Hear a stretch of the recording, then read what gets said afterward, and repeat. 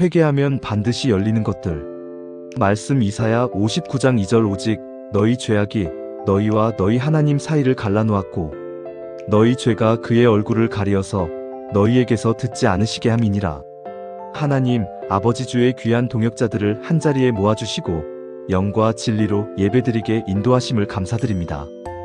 종을 세우셨사오니 말씀하여 주시고 은혜 충만히 내려주시기를 기도합니다. 예수님의 이름으로 기도합니다. 아멘. 우리는 지난주에 회개에 대해서 깊이 이해했습니다. 오늘은 그 입으로 회개하면 열리는 것, 즉 회개의 유익에 대해서 더 깊이 깨닫고 회개의 마당을 만드는 은혜의 교회가 되기를 기도합니다. 일반적으로 회개를 하면 무섭거나 부끄럽게 생각하여 쉽게 그 회개를 하지 못하게 사단이 막습니다. 특히 우리는 이성을 가지고 있기 때문에 영성보다 이성이 앞서 있는 교육을 꾸준히 받아서 쉽게 그 범위를 벗어나기 어렵습니다. 그래서 회개하는 것이 어렵게 되었고 거기에 대가 인권이라는 사람 본연의 권위가 생기면서 회개의 장이 무너졌습니다. 전에는 부흥회나 기도원에 가서 회개하고 돌돌 굽을면서 불받았다는 간증이 많았는데 지금은 그것도 찾기 어렵습니다. 오늘은 우리가 회개하는 것이 어렵지만 회개할 때 얼마나 큰 유익이 있는지 크게 5가지로 요약해서 정리하면서 은혜 받기를 기도합니다. 유익하니 그냥 주어지는 것 같지만 산부인과에 가서 엄마가 산통을 겪고 난 뒤에 아이가 태어나듯이 회개는 그 과정이 부끄럽고 힘들고 아픈 시간인 것은 맞습니다. 그러나 그로 인하여 엄청난 은혜가 기다리고 있습니다. 첫 번째 유익 죄책감에서 자유하게 됩니다. 사람을 가장 괴롭히는 것은 환경이 아닙니다. 숨겨진 죄책감입니다.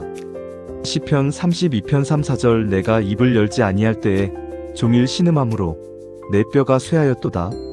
주의 손이 주야로 나를 누르시오니 내 진액이 빠져서 여름 가뭄에 마름같이 되었나이다. 다윗은 왕이었지만 우리야 장군의 아내를 간음한 이후로 그 죄책감에서 속이 무너져 내리고 있었습니다. 그러나 자백한 후 그는 고백합니다.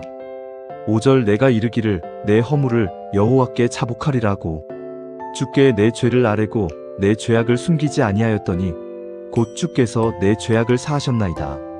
셀라. 주께서 내 죄를 사하셨나이다. 죄를 사함받는 은혜는 참으로 놀랍습니다. 은행에 돈을 탕감받아도 흐뭇하고 감사합니다. 또 감옥에 있다가 특별 사면되어 밖으로 나올 때 우리는 두부를 줍니다. 더 이상 죄를 짓지 말라고 합니다. 얼마나 기쁘겠습니까? 그런데 우리가 지은 하나님과 단절되어 영원한 지옥에 가야 할 우리가 죄를 사함받고 영원한 천국에 가는데 어찌 회개를 머뭇거릴 수 있겠습니까? 요한일서 1장 9절을 보십시오.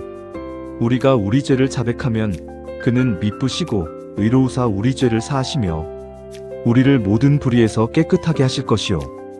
회개는 하나님이 우리를 벌하시는 시간이 아니라 짐을 벗겨주시는 시간입니다. 한 중년 남성이 20년간 숨겨온 거짓을 회개하며 이렇게 말했습니다. 목사님, 오늘 처음 숨을 제대로 쉽니다. 회개는 숨통이 트이는 경험입니다. 두 번째 유익 하나님과의 관계가 회복됩니다. 죄의 가장 큰 문제는 하나님과 멀어진다는 것입니다. 이사야서 59장 2절 오직 너희 죄악이 너희와 너희 하나님 사이를 갈라놓았고 너희 죄가 그의 얼굴을 가리어서 너희에게서 듣지 않으시게 함이니라. 죄악이 너희와 너희 하나님 사이를 갈라놓았고 하나님이 떠나신 것이 아닙니다. 우리가 등을 돌린 것입니다. 탕자의 비유를 보십시오. 누가복음 15장 20절에 보면 이에 일어나서 아버지께로 돌아가니라. 아직도 거리가 먼데 아버지가 그를 보고 측은히 여겨 달려가 목을 안고 입을 맞추니 아들이 돌아왔을 때 아버지는 책망보다 먼저 달려가 껴안았습니다. 회개는 하나님이 우리를 다시 품으시는 순간입니다. 하나님과 관계가 맺어지면 기도가 다시 살아납니다. 예배가 다시 뜨거워집니다. 세 번째 유익 영적 감각이 살아납니다. 죄는 영혼을 무디게 만듭니다. 말씀을 들어도 감동이 없고 찬양을 불러도 눈물이 없습니다. 그러나 회개하면 달라집니다. 에스겔서 36장 26절 새 영을 너희 속에 두고 새 마음을 너희에게 주되 너희 육신에서 굳은 마음을 제거하고 부드러운 마음을 줄 것이며 하나님은 돌 같은 마음을 살아있는 마음으로 바꾸십니다. 부흥회 중 한 청년이 통곡하며 회개한 후 이렇게 말했습니다. 찬양 가사가 처음으로 제 이야기처럼 들렸습니다. 회개는 감각을 깨웁니다. 설교를 들어도 나를 위해 하는 것 같고 찬양을 들어도 나를 위해 하는 것 같습니다. 네 번째, 유익 삶의 방향이 바뀝니다. 회개는 감정이 아니라 방향 전환입니다.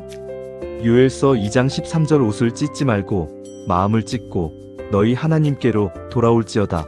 그는 은혜로우시며 자비로우시며 노하기를 더디하시며 이내가 크시사 뜻을 돌이켜 재앙을 내리지 아니하시나니 눈물만 흘리고 돌아서지 않으면 그것은 후회입니다. 그러나 돌이키면 인생의 궤도가 달라집니다. 베드로가 예수님을 부인했습니다. 그러나 통곡 후 사도행전에서 담대한 설교자가 되었고 사도가 되었습니다. 그가 한 번 설교할 때 제자의 수가 3,000이나 되었습니다. 회개는 실패자를 사명자로 만듭니다. 다섯 번째, 유익 미래가 열립니다. 사탄은 말합니다. 너는 끝났다. 네가 무엇을 할 수 있겠는가? 그러나 하나님은 말씀하십니다.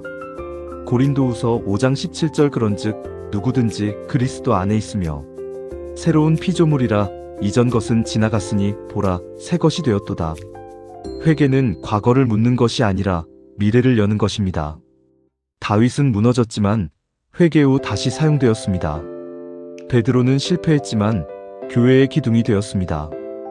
회개는 끝이 아닙니다. 출발점입니다. 지금 돌이키면 일어나는 일이 무엇이 있을까요? 혹시 지금 숨기고 있는 것이 있습니까? 괜찮은 척하지만 속으로는 무너지고 있습니까? 하나님은 정죄하려 부르지 않으십니다. 살리려고 부르십니다. 히브리서 3장 15절 성경에 일렀으되 오늘 너희가 그의 음성을 듣거든 격노하시게 하던 것 같이 너희 마음을 완고하게 하지 말라 하였으니 오늘이 기회입니다. 오늘 회개하면 오늘 자유가 옵니다. 오늘 눈물이 내일 간증이 됩니다. 결론적으로 회개는 부끄러운 시간이 아닙니다. 은혜의 시간입니다. 회개하면 죄책감이 사라집니다. 하나님과 가까워집니다. 영적 감각이 살아납니다. 삶의 방향이 바뀝니다. 미래가 열립니다. 눈물은 패배가 아닙니다. 하나님의 손을 붙드는 가장 강한 기도입니다. 벽지가 혼자 있으면 찢어집니다. 그러나 그 벽지가 벽에 붙으면 어떻게 됩니까? 벽과 같이 강해집니다. 우리가 회개함으로 하나님의 능력을 더 심는 자들이 될 수 있기를 기도합니다. 지금 마음으로 고백하십시오. 주님, 제가 돌아옵니다. 그 한마디가 닫힌 문을 엽니다. 막힌 하늘을 엽니다. 묶인 영혼을 풉니다. 회개는 손해가 아닙니다. 가장 큰 유익입니다. 기도하겠습니다. 하나님 아버지, 우리에게 회개의 기회를 주신 것을 감사드립니다. 회개는 우리에게 죄사함의 은혜와 구원의 은혜와 앞으로 삶의 방향을 새롭게 설정해 줍니다. 비전교회 모든 성도들이 이 은혜를 받아 누릴 수 있기를 기도합니다. 아멘.